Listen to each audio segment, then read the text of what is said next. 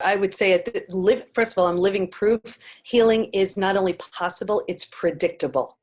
There is no reason to say sick, sad, and stuck. I promise your biggest crisis can reveal your greatest gift if you're willing to do the work. It's not easy, but it is the most rewarding thing you'll ever do. I promise there is the strongest, boldest version of you waiting to be unleashed.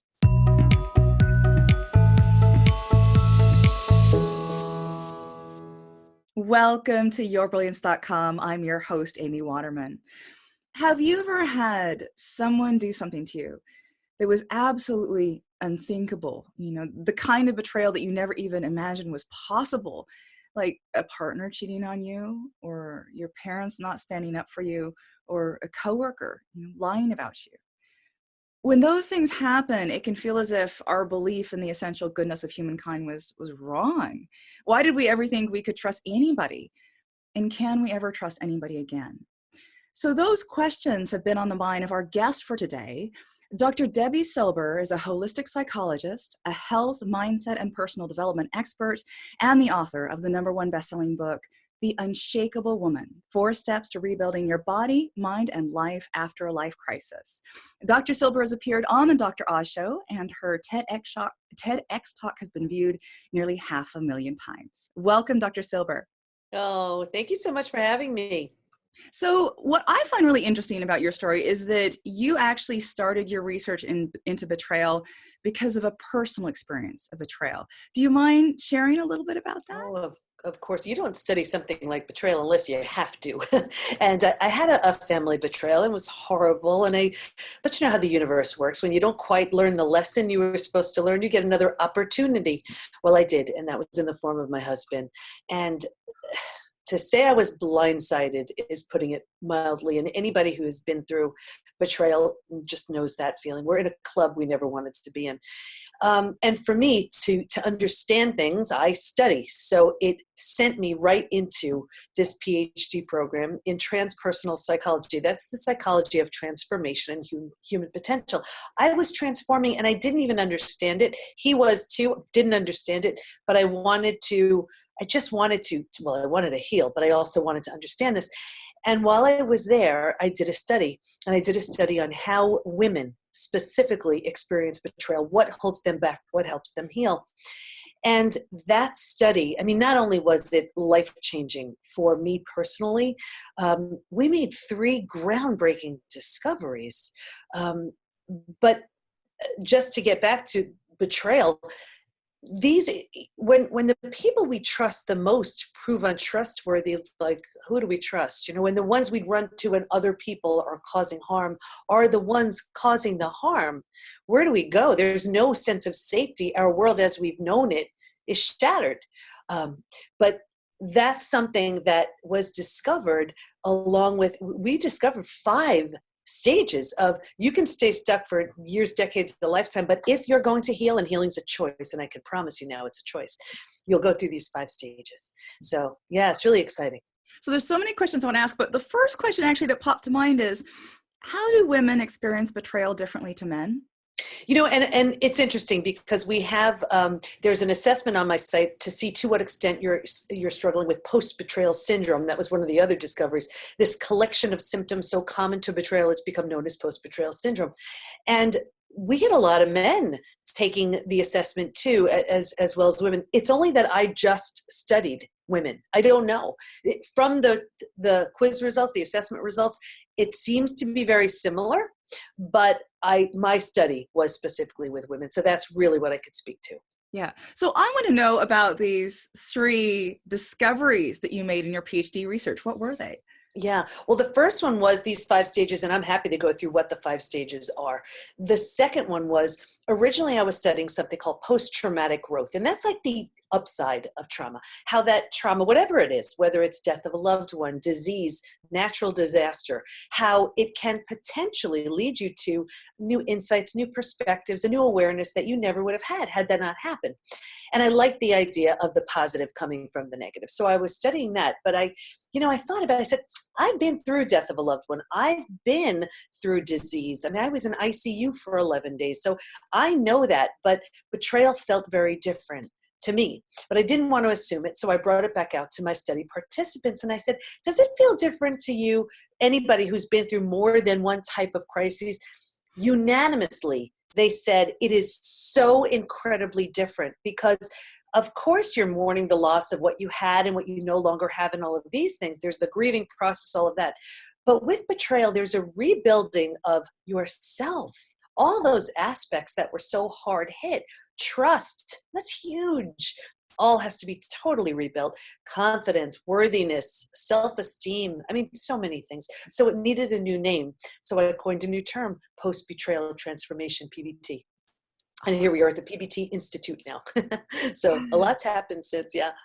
That is so interesting because what I immediately think about is, you know, Mm-hmm. so many people say the worst thing that happened to them ended up being the best thing. A lot of women say this about their divorce because if they hadn't got divorced, they wouldn't have met their new husband.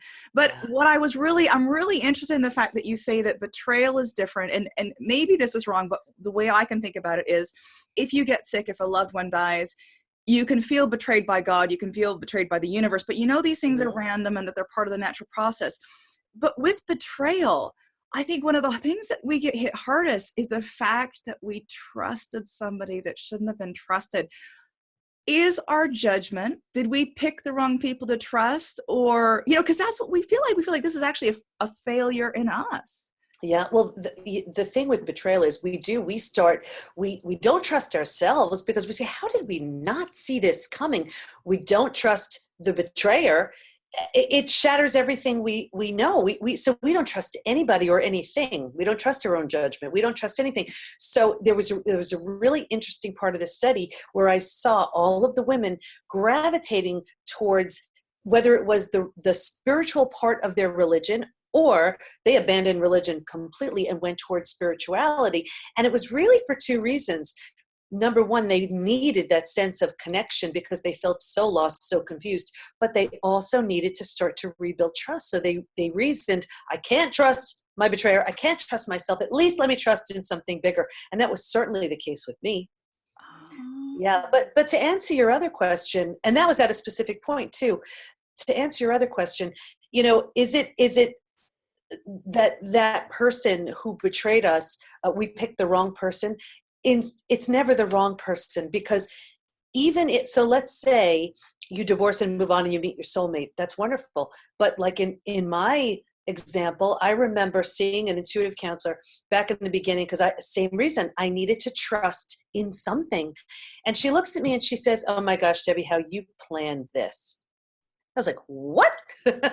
And she said, this was so divinely orchestrated. You needed something so catastrophic to crash and burn, break down everything so that you can rebuild, have this amazing marriage, this close family. You're going to be teaching and writing books and you're going to have this center. And I thought she was crazy. Every single thing she said has happened. It's bizarre. And so we had our own separation and figuring things out. And there was a part of me that said, what if what she's saying is true? I mean, this was such a deal breaker for me in every way. I mean, every cell of my body was so against anything like this. And the struggle was just intense because here my ego was saying, no way. And my soul was saying, what if she's right? What if this can serve a bigger purpose? What if? And my body was stuck right in the middle, you know, just, of course you can't handle this kind of stress for too long. And at some point I just, you know, had that dark night of the soul moment where you say, okay, you have to make a decision here. What if? And I decided to follow that path.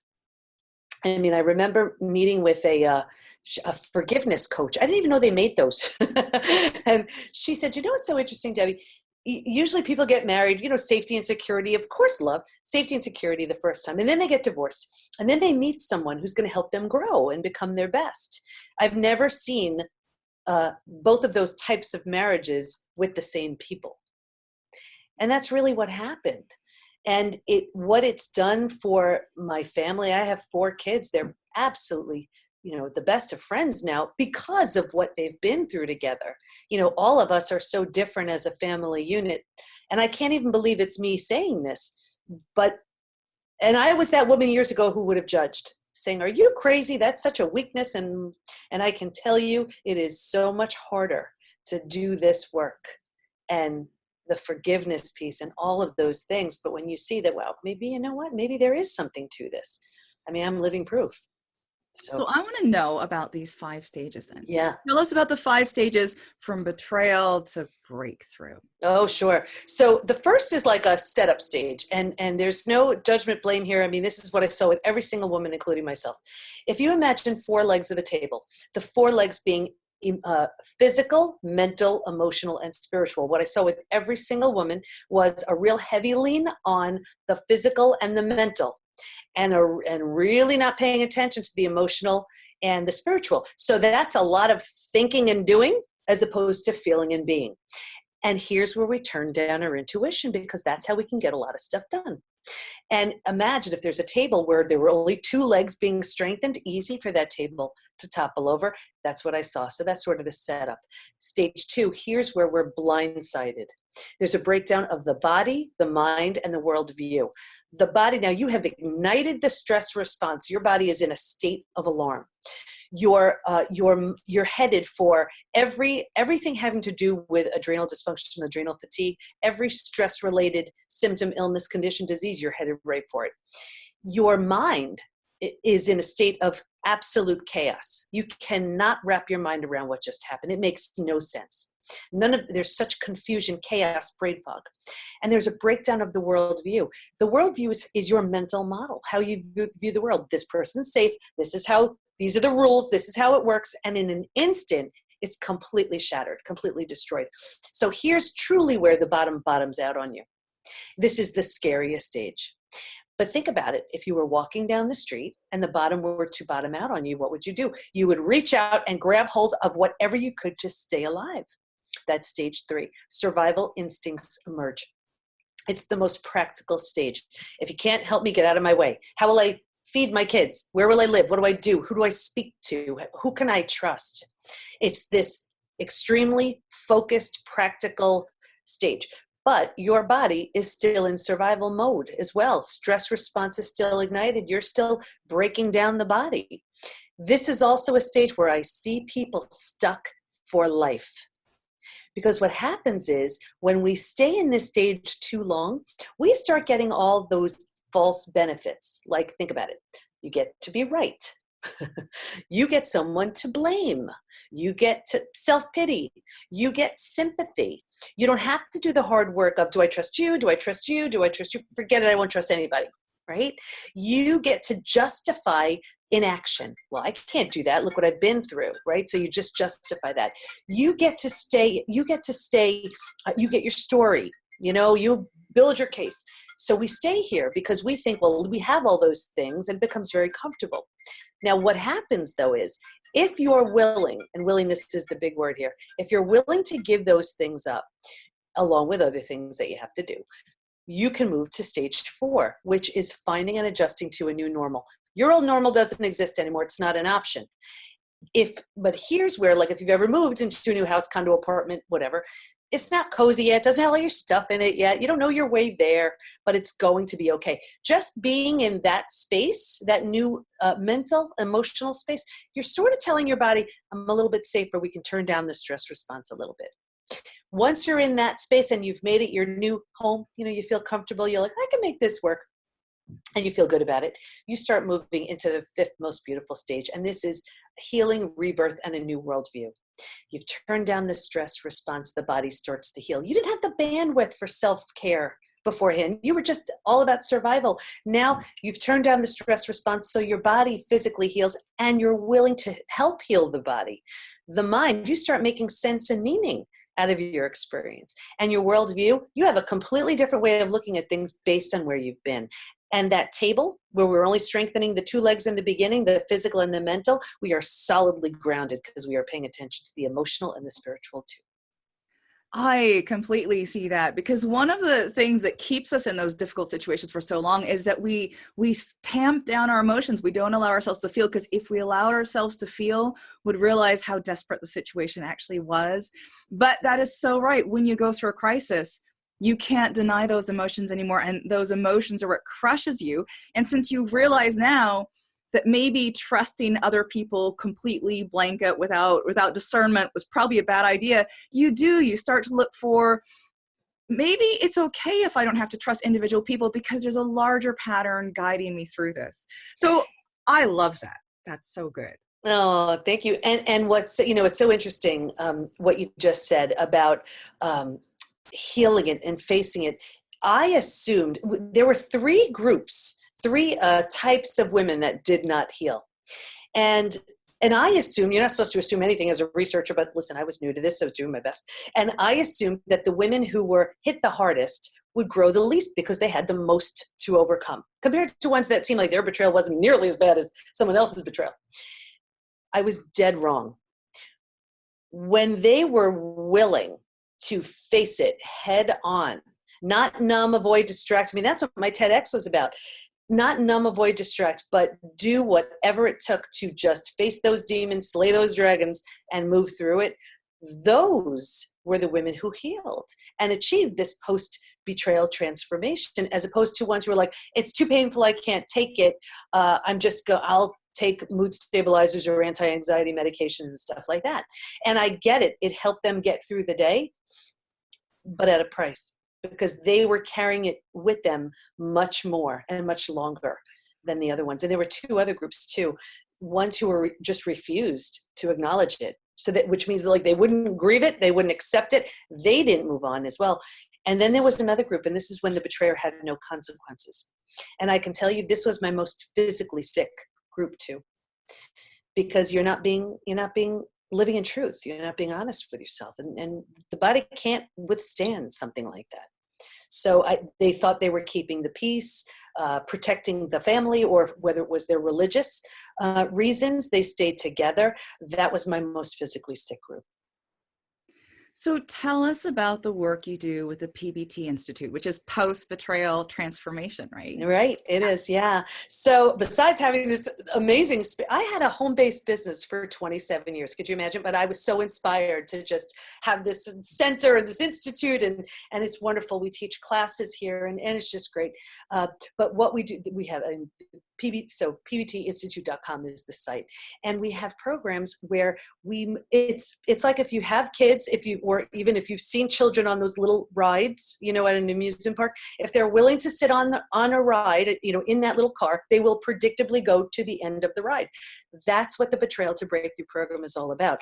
If they're willing to go do the work, just module by module with the experiential activities, they will predictably go from one stage to the next. I mean, I had a woman who said to the program, Debbie, this would have saved me 20 years.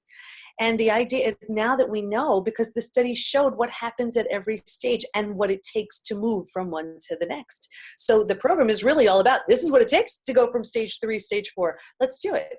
And then at the end of the program, they're eligible for one of two certifications, one to be a certified PBT, post-betrayal transformation support group host, or to be a practitioner. And my intention is, just how we have, AA groups or whatever all over the country, all over the world, I want these PBT support groups and practitioners all over. So when you're at a time where there's so much shame, embarrassment, judgment, you can find someone who specializes in this to get the help that you need, or to find the group of people who totally understand what you're going through.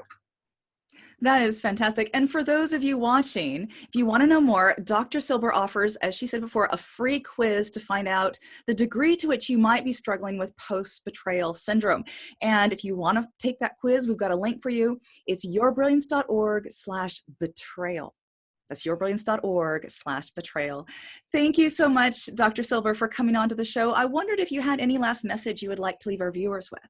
Oh, sure. I would say, first of all, I'm living proof. Healing is not only possible, it's predictable. There is no reason to say sick, sad, and stuck. I promise your biggest crisis can reveal your greatest gift if you're willing to do the work. It's not easy, but it is the most rewarding thing you'll ever do. I promise there is the strongest, boldest version of you waiting to be unleashed. Fantastic. Thank you so much. And thank you out there for watching. We hope to see you again soon. Until then, let your brilliance shine.